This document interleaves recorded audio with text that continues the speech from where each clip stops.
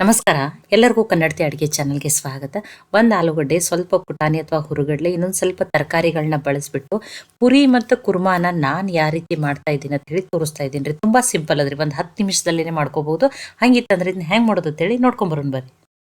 Mixie ಜಾರಿಗೆ ಅರ್ಧ ಬಟ್ಲಾಗಷ್ಟ ಒಣ ಕೊಬ್ಬರಿಯನ್ನು ತೆಳವಾಗಿ ಕಟ್ ಮಾಡಿ ಹಾಕ್ತಾ ಇದ್ದೀನಿ. ನೀವು ತುರಿದ್ಬಿಟ್ಟನ್ನ ಹಾಕ್ಬೋದು. ಒಂದು 6ರಿಂದ 7 ಗೋಡಂಬಿಯನ್ನು ಹಾಕ್ತಾ ಇದ್ದೀನಿ. ಗ್ರೇವಿ ಕ್ರೀಮಿ ಸ್ಟ್ರಕ್ಚರ್ ಬರ್ತದೆ ರೀ. 2 ಹಸಿರು ಮೆಣಸಿನ್ಕಾಯಿ ಅಥವಾ ಹಸಿ ಮೆಣಸಿನ್ಕಾಯಿನ ಹಾಕ್ತಾ ಇದ್ದೀನಿ. ಅರ್ಧ ಸ್ಪೂನ್ ಆಗಷ್ಟೇ ಜೀರಿಗೆ, ಖಾರ ನೀವು ನೋಡ್ಬಿಟ್ಟು ಹಾಕೋರಿ. 2 ಲವಂಗ, ಸ್ವಲ್ಪ ಚಕ್ಕೆಯನ್ನು ಹಾಕ್ತಾ ಇದ್ದೀನಿ ರೀ. ನೋಡಿ, 2 ಸ್ಪೂನ್ ಆಗಷ್ಟೇ ಹುರುಗಡ್ಲೆ ಅಥವಾ ಪುಟಾಣಿಯನ್ನು ಹಾಕ್ತಾ ಇದ್ದೀನಿ. ಇದಕ್ಕೊಂದು ಸ್ವಲ್ಪ ಕೊತ್ತಂಬರಿ ಸೊಪ್ಪು. ಇದನ್ನು ಫಸ್ಟ್ ಹಾಗೆ ಗ್ರೈಂಡ್ ಮಾಡಿ ಸ್ವಲ್ಪ ನೀರನ್ನು ಹಾಕಿಬಿಟ್ಟು ನುಣ್ಣಗೆ ರುಬ್ಕೊಂಡು ತೊಗೋತೀನಿ ರೀ. ಫೈನ್ ಪೇಸ್ಟ್ ಆಗ್ಬೇಕು ನೋಡಿರಿ, ಆ ರೀತಿ ರುಬ್ಕೊಂಡು ತೊಗೋರಿ. ನೋಡಿ, ಈಗ ಮಸಾಲೆ ರೆಡಿಯಾಗಿದ್ರೆ ಇದನ್ನು ಸೈಡಿಗೆ ಇಡ್ತೀನಿ. ಫಸ್ಟ್ ನಾನು ಪುರಿಗೆ ಹಿಟ್ಟನ್ನು ಕಲಿಸ್ಬಿಡ್ತೀನಿ ರೀ. ಹಿಟ್ಟನ್ನು ನೆನೀತದ. 2 ಬಟ್ಲಾಗಷ್ಟು ಸೋಚ್ ಇಟ್ಕೊಂಡಿರುವಂಥ ಗೋಧಿ ಹಿಟ್ಟನ್ನು ತೊಗೊಂಡಿದ್ದೀನಿ. ನೀವು 1 ಬಟ್ಲು ಗೋಧಿ ಹಿಟ್ಟು, 1 ಬಟ್ಲು ಮೈದಾ ಹಿಟ್ಟನ್ನಾದ್ರೂ ತೊಗೋಬೋದು. ಮೈದಾ ಹಿಟ್ಟು ನಡೀತದೆ ಅಂದ್ರೆ. ಇದಕ್ಕೊಂದು ಸ್ವಲ್ಪ ಉಪ್ಪನ್ನು ಹಾಕ್ತಾಯಿದ್ದೀನಿ. ನಾನು ಗೋಧಿ ಹಿಟ್ಟಿನಿಂದನೇ ಪುರಿಯನ್ನು ಮಾಡ್ಕೋತಾ ಇದ್ದೀನಿ. 3 ಸ್ಪೂನ್ ಆಗಷ್ಟೇ ಉಪ್ಪಿಟ್ಟು ರವೆಯನ್ನು ಹಾಕ್ತಾಯಿದ್ದೀನಿ ನೋಡಿರಿ. ನೀವು ಚಿರೋಟಿ ರವೆ ಏನಾದರೂ ಹಾಕ್ಬೋದು. 1 ಸ್ಪೂನ್ ಆಗಷ್ಟೇ ಸಕ್ಕರೆಯನ್ನು ಹಾಕ್ತಾಯಿದ್ದೀನಿ. 3 ಸ್ಪೂನ್ ಆಗಷ್ಟೇ ಮೊಸರನ್ನು ಹಾಕ್ತಾಯಿದ್ದೀನಿ. ಈಗ ಇದನ್ನು ಮಿಕ್ಸ್ ಮಾಡ್ಕೊಂಡ್ರಿ. ನೋಡಿ, ಮಿಕ್ಸ್ ಮಾಡಿ ಸ್ವಲ್ಪ ನೀರನ್ನು ಹಾಕಿ ಹಿಟ್ಟನ್ನು ಪುರಿ ಯಾವಾಗಲೂ ಗಟ್ಟಿಯಾಗಿಯೇ ಕಲಿಸ್ಬಿಟ್ಟು ತೊಗೋಬೇಕು ನೋಡಿರಿ. ನೋಡಿ, ಮೆತ್ತಗೆ ಯಾಕೆ ಕಲಿಸ್ಬಾರ್ದು ಅಂದ್ರೆ ಪುರಿ ಎಣ್ಣೆ ಹಿಡಿತಾವ್ರಿ. ಅದಕ್ಕೆ ಗಟ್ಟಿಯಾಗಿಯೇ ಹಿಟ್ಟನ್ನು ಕಲಿಸ್ಬಿಟ್ಟು ತೊಗೋಬೇಕು. ಹಿಟ್ಟು ಕಲಸಿನಿ ರೀ. ಮುಚ್ಚಿ ಒಂದು 10 ನಿಮಿಷ ತೆಗೆದಿಡ್ತೀನಿ ರೀ. ಕುಕ್ಕರ್ನಲ್ಲೇ ನಾನು ಕುರ್ಮಾ ಒಗ್ಗರಣೆನ ಹಾಕೊಂಡ್ರಿ. ಕುಕ್ಕರ್ಗೆ ನಾನಿಲ್ಲಿ 3 ಸ್ಪೂನ್ ಆಗಷ್ಟೇ ಎಣ್ಣೆಯನ್ನು ಹಾಕ್ತಾಯಿದ್ದೀನಿ ರೀ. ಎಣ್ಣೆ ಕಾಯ್ದ್ಮೇಲೆ 1 ಪಲಾವ್ ಎಲೆ, 1/4 ಟೀ ಸ್ಪೂನ್ ಆಗಷ್ಟೇ ಸಾಸಿವೆ, 1/4 ಟೀ ಸ್ಪೂನ್ ಆಗಷ್ಟೇ ಜೀರಿಗೆನ ಹಾಕ್ತಾಯಿದ್ದೀನಿ. ಸಾಸಿವೆ ಜೀರಿಗೆ ಚಟಪಟ ಆದಮೇಲೆ 1 ಈರುಳ್ಳಿಯನ್ನು ಉದುದಾಗಿ ತೆಳವಾಗಿ ಕಟ್ ಮಾಡಿ ಹಾಕ್ತಾಯಿದ್ದೀನಿ ರೀ. ಹೈ ಫ್ಲೇಮ್ದಲ್ಲಿಟ್ಟನೆ ಈರುಳ್ಳಿ ಸಾಫ್ಟ್ ಆಗೋವರೆಗೂ ಬೇಯಿಸ್ಬಿಟ್ಟು ತೊಗೋತೀನಿ ರೀ. ನೋಡಿ, ಈಗ ಈರುಳ್ಳಿ ಸಾಫ್ಟ್ ಆದಮೇಲೆ ನಾನಿಲ್ಲಿ 1 ಸ್ಪೂನ್ ಆಗುತ್ತೆ ಶುಂಠಿ ಬೆಳ್ಳುಳ್ಳಿ ಪೇಸ್ಟನ್ನು ಹಾಕ್ತಾಯಿದ್ದೀನಿ. ಫ್ರೆಶ್ ಆಗಿರೋ ಪೇಸ್ಟನ್ನು ಹಾಕ್ತಾಯಿದ್ದೀನಿ. ನೀವು ರೆಡಿಮೇಡ್ ಪೇಸ್ಟ್ ಇದ್ರೆ ಅದನ್ನು ಹಾಕ್ಬೋದು. ಆದಷ್ಟು ಫ್ರೆಶ್ ಆಗಿರೋದನ್ನೇ ಹಾಕಿರಿ, ಟೇಸ್ಟ್ ಚೆನ್ನಾಗಿ ಬರ್ತದೆ. ಅದರ ಹಸಿ ವಾಸನೆ ಹೋಗೋವರೆಗೂ ಬೇಯಿಸ್ಬಿಟ್ಟು ತೊಗೊಂಡಿನಿ ರೀ ನಾನು. ನೋಡಿ, ಇಲ್ಲಿ ನಾನು 3 ಟೊಮ್ಯಾಟೋನ ದಪ್ಪಾಗಿಯೇ ಕಟ್ ಮಾಡಿ ಹಾಕ್ತಾಯಿದ್ದೀನಿ ರೀ. ಈಗ ಶುಂಠಿ ಬೆಳ್ಳುಳ್ಳಿ ಈರುಳ್ಳಿ ಜೊತೆ ಮಿಕ್ಸ್ ಮಾಡ್ಕೊಳ್ಳೋಣ ರೀ. ನೋಡಿ, ಗ್ಯಾಸ್ ಈಗ ಮೀಡಿಯಮ್ ಫ್ಲೇಮ್ದಲ್ಲೇ ಇಟ್ಟಿನಿ ರೀ. ಇದಕ್ಕೆ ನಾನೀಗ ಮಸಾಲೆಗಾಗಿ 1/4 ಟೀ ಸ್ಪೂನ್ ಆಗಷ್ಟೇ ಅರಿಶಿನ, 1 ಸ್ಪೂನ್ ಆಗಷ್ಟೇ ಧನಿಯಾ ಪೌಡ್ರನ್ನು ಹಾಕ್ತಾಯಿದ್ದೀನಿ. ದೊಡ್ಡ ಸ್ಪೂನಿಂದನೇ 1 ಸ್ಪೂನ್ ಆಗಷ್ಟು ರೆಡ್ ಚಿಲ್ಲಿ ಪೌಡ್ರನ್ನು ಹಾಕ್ತಾಯಿದ್ದೀನಿ. ಹಸಿಮೆಣ್ಸಿಕಾಯಿ ಆಗಿರೋದ್ರಿಂದ ಖಾರ ನೀವು ನೋಡಿಬಿಟ್ಟು ಹಾಕೋರಿ. ಅರ್ಧ ಸ್ಪೂನ್ ಆಗಷ್ಟೇ ಗರಂ ಮಸಾಲೆಯನ್ನು ಹಾಕ್ತಾಯಿದ್ದೀನಿ ರೀ. ಈಗ ಲೋ ಫ್ಲೇಮ್, ರುಚಿಗೆ ತಕ್ಕಷ್ಟು ಉಪ್ಪನ್ನು ಹಾಕಿದ್ದೀನಿ. ಈಗ ಲೋ ಫ್ಲೇಮ್ನಲ್ಲಿಟ್ಟನೆ ಈ ಮಸಾಲೆನ ಈರುಳ್ಳಿ ಜೊತೆ ಅದು ಮಿಕ್ಸ್ ಮಾಡ್ಕೊಂಡ್ರಿ. ಇಲ್ಲಾಂದ್ರೆ ಮಸಾಲೆ ಬೇಗನೆ ಸೀದು ಹೋಗ್ತದೆ. ನಾನು ಮುಚ್ಚಿ 1 ನಿಮಿಷ ಬೇಯಿಸ್ತೀನಿ ರೀ. ಆ ನೋಡಿ, ಎಲ್ಲ ಎಣ್ಣೆ ಸಪ್ರೇಟ್ ಆಗ್ಯದ, ಟೊಮ್ಯಾಟೊನೂ ಸಾಫ್ಟ್ ಆಗ್ಯದ, ಮಸಾಲೆನೂ ಚೆನ್ನಾಗಿ ಬೇಯ್ದದ ರೀ.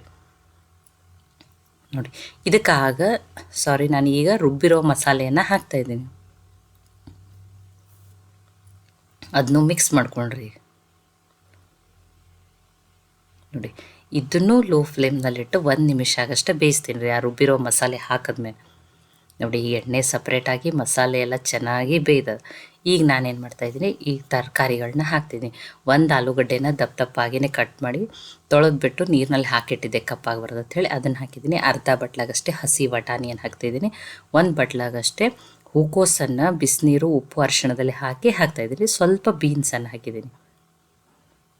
1 ಸ್ಪೂನ್ ಆಗಷ್ಟೇ ಕಸೂರಿ ಮೆಂತ್ಯನ ಸಣ್ಣ ಸ್ಪೂನಿಂದಾನೆ. ಈಗ ಇದನ್ನು ಮಿಕ್ಸ್ ಮಾಡ್ಕೊಂಡ್ರಿ. ನೋಡಿ, ಆ ವೆಜಿಟೇಬಲ್ಸ್ದಲ್ಲಿನೂ ಎಲ್ಲ ಮಸಾಲೆ ಹೋಗ್ಬೇಕ್ರಿ. ಈಗ ಇದನ್ನು ಮಿಕ್ಸ್ ಮಾಡಿ ಇದನ್ನೂ ಲೋ ಫ್ಲೇಮ್ದಲ್ಲಿಟ್ಟು 1 ನಿಮಿಷ ಬೇಯಿಸ್ಬಿಟ್ಟು ತೊಗೋತೀನಿ ರೀ. ಆ ಮಸಾಲೆ ಎಲ್ಲ ವೆಜಿಟೇಬಲ್ಸು ಹೀರ್ಕೋಬೇಕು ನೋಡಿರಿ. ನೋಡಿ, ಲೋ ಫ್ಲೇಮ್ದಲ್ಲಿಟ್ಟನೆ ಬೇಯಿಸ್ಬಿಟ್ಟು ತೊಗೋರಿ. ನೋಡಿ, ಮಸಾಲೆ ಎಲ್ಲ ವೆಜಿಟೇಬಲ್ಸು ಚೆನ್ನಾಗಿ ಹೀರ್ಕೊಂಡದ. ಈಗ ನಾನಿಲ್ಲಿ 2 ಗ್ಲಾಸ್ ಆಗಷ್ಟೇ ನೀರನ್ನು ಹಾಕ್ತಾಯಿದ್ದೀನಿ.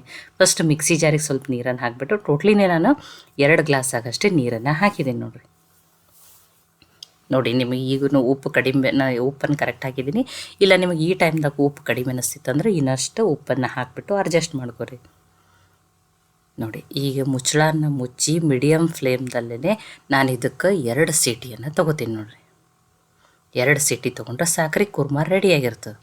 ಈಗ ಇದು ಸೀಟಿ ಬರೋ ತನಕ ನಾನು ನೋಡಿ ಪುರಿಯನ್ನು ಮಾಡ್ಕೊಂಡ್ಬಿಡ್ತೀನಿ. ಹಿಟ್ಟನ್ನು ಚೆಂದಾಗಿ ನೆಂದದ. ಆಲ್ರೆಡಿ ಎಣ್ಣೆಯನ್ನು ಕಾಯ್ಲಿಕ್ಕೆ ಇಟ್ಟಿನಿ. ನೋಡಿ, ಇಷ್ಟಿಷ್ಟು ಉಳ್ಳಿಗಳನ್ನ ತೊಗೋತೀನಿ. ನೋಡಿ, ಸೀಟಿಯಾಗಿ ಕುಕ್ಕರ್ ಬರೋ ತನಕ ಈ ಪುರಿಯನ್ನು ಮಾಡ್ಕೊಂಡ್ಬಿಡ್ತೀನಿ ರೀ ನಾನು. ನೋಡಿ, ನಾನು ಚಪಾತಿ ಮಾಡೋ ತಗಡ ಮೇಲೇ ಲಟ್ಟಿಸ್ಬಿಟ್ಟು ತೊಗೋತೀನಿ. ಕೆಲವೊಬ್ಬರು ಪುರಿ ಹಿಟ್ಟು ಹಚ್ಚಿ ಲಟ್ಟಿಸ್ತಾರೆ. ಆದರೆ ಹಿಟ್ಟು ಹಚ್ಚಿ ಲಟ್ಟಿಸೋದ್ರಿಂದ ಎಣ್ಣೆಯಲ್ಲಿ ಹಿಟ್ಟೆಲ್ಲ ಹೊಗೆ ಆಡ್ತದೆ ಅಂತ ಹೇಳಿ ನಾನು ಎಣ್ಣೆ ಹಚ್ಚಿನೇ ನೋಡಿ ತೆಳುವಾಗಿನೇ ಲಟ್ಟಿಸ್ಬಿಟ್ಟು ತೊಗೊಂಡಿದ್ದೀನಿ. ನೋಡಿ ಎಣ್ಣೆ ಕಾಯ್ದದ. ಈಗ ಇದನ್ನು ಕರೆದ್ಬಿಟ್ಟು ತೊಗೊಳನ್ರಿ. ಯಾವಾಗಲೂ ಪುರಿಯನ್ನು ಹೈ ಫ್ಲೇಮ್ದಲ್ಲಿಟ್ಟನೆ ಕರಿಬೇಕು ರೀ, ಆವಾಗಲೇ ಅದು ಎಣ್ಣೆ ಹಿಡಿಯಲ್ಲ. ನೋಡಿ ಎಣ್ಣೆ ಚೆನ್ನಾಗಿ ಕಾಯ್ದದ.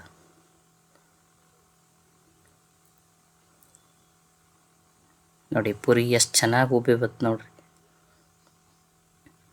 ನೋಡಿ ಪುರಿ ಕಲರ್ ನೋಡ್ರಿ ತುಂಬಾ ಚೆನ್ನಾಗಿ ಬಂದದ. ಇನ್ನೊಂದು ಪುರಿಯನ್ನು ಲಟ್ಟಿಸ್ಬಿಟ್ಟು ತೊಗೊಂಡಿದ್ದೀನಿ, ಅದನ್ನು ಕರೆದ್ಬಿಟ್ಟು ತೊಗೋತೀನಿ ರೀ. ನೋಡಿ ಗೋಧಿ ಹಿಟ್ಟು ರವೆಯನ್ನು ಬಳಸಿ ಮಾಡಿರುವ ಪುರಿನೂ ನೋಡ್ರಿ ಎಷ್ಟು ಚೆನ್ನಾಗಿ ಬಂದವು. 2 ಪುರಿಯನ್ನು ನಾನು ಇವಾಗ ಮಾಡ್ಕೊಂಡಿದ್ದೀನಿ. ಈಗ ಕುಕ್ಕರ್ ಬಂದಿರ್ತದೆ ರೀ, ಅದನ್ನು ನೋಡ್ಕೊ. ನೋಡಿ 2 ಸೀಟಿ ತೊಗೋಬೇಕು ರೀ, ಮೀಡಿಯಮ್ ಫ್ಲೇಮ್ದಲ್ಲಿಟ್ಟು. ನೋಡಿರಿ ಎಷ್ಟು ಚೆನ್ನಾಗಿ ಬಂದದ. ಎಲ್ಲ ತರಕಾರಿನೂ ಬೇಯ್ದಿರ್ತಾವೆ ನೋಡಿರಿ. ಈಗ ಇದನ್ನು ಮಿಕ್ಸ್ ಮಾಡ್ಕೊಂಡ್ರಿ. ನೋಡಿ ಗ್ರೇವಿಯನ್ನು ನಾನು ತುಂಬ ತೆಳುವೂ ಮಾಡಿಲ್ಲ, ತುಂಬ ಗಟ್ಟಿನೂ ಮಾಡಿಲ್ಲ. ಕಲರ್ನು ನೋಡ್ರಿ ಎಷ್ಟು ಚೆನ್ನಾಗಿ ಬಂದದ. ಈಗ ಇದನ್ನು ಪ್ಲೇಟಿಗೆ ಹಾಕೊಳ್ಳೋಣ್ರಿ, ಪುರಿ ಮತ್ತು ಕುರ್ಮಾನ. ನೋಡಿ 2 ಪುರಿಯನ್ನು ತೊಗೊಂಡಿದ್ದೀನಿ. ಈ ಕುರ್ಮಾನ ಹಾಕೊಳ್ಳೋಣ್ರಿ. ಬಿಸಿ ಬಿಸಿ ಟೇಸ್ಟಿಯಾಗಿರುವಂಥ ಪುರಿ ಕುರ್ಮಾ ಒಂದು 10 ನಿಮಿಷದಲ್ಲಿನೇ ರೆಡಿ ಮಾಡ್ಕೋಬೋದು. ಯಾರಿಗೆ ಕುರ್ಮಾ ಪುರಿ ಇಷ್ಟ ಅಂತ ಹೇಳಿನೂ ನನಗೆ ಕಮೆಂಟ್ ಮಾಡಿ ತಿಳಿಸ್ರಿ. ಅಥವಾ ನೀವು ಯಾವ ರೀತಿ ವೆಜಿಟೇಬಲ್ ಕುರ್ಮಾ ಮಾಡ್ತೀರಂತ ಹೇಳಿನೂ ನನಗೆ ಕಮೆಂಟ್ ಮಾಡಿ ತಿಳಿಸ್ರಿ. ನೋಡಿ ತುಂಬ ಟೇಸ್ಟಿಯಾಗಿರುವಂಥ ಪುರಿ ಕುರ್ಮಾ ರೆಡಿಯಾಗ್ಯದ ರೀ. ನೋಡಿ ಈಗ ಇದನ್ನು ನನ್ನ ರೀತಿಯಲ್ಲಿ ಒಮ್ಮೆ ನಾನು ಯಾವ ರೀತಿ ಮಾಡಿದ್ದೀನಿ ಅಂತ ಹೇಳಿ ಮಾಡಿ ತೋರಿಸಿದ್ದೀನಿ. ನನ್ನ ರೀತಿಯಲ್ಲಿ ಒಮ್ಮೆನೂ ಪುರಿ ಕುರ್ಮಾನ ಟ್ರೈ ಮಾಡಿ ನೋಡಿರಿ, ತುಂಬಾ ಟೇಸ್ಟಿಯಾಗಿರ್ತದೆ ರೀ. ನೋಡಿ ಈ ರೆಸಿಪಿ ನಿಮಗೆ ಇಷ್ಟ ಆಗಿದ್ರೆ ಲೈಕ್ ಮಾಡಿ, ಶೇರ್ ಮಾಡಿ, ಕಮೆಂಟ್ ಮಾಡಿರಿ. ಖಂಡಿತ ಟ್ರೈ ಮಾಡಿ ನೋಡಿರಿ. ಮತ್ತೆ ಒಳ್ಳೆ ಹೊಸ ರೆಸಿಪಿ ಜೊತೆ ಸಿಗೋಣ. ಎಲ್ಲರಿಗೂ ಧನ್ಯವಾದಗಳು. ಕನ್ನಡತಿ ಅಡುಗೆ ಚಾನಲನ್ನು ಸಬ್ಸ್ಕ್ರೈಬ್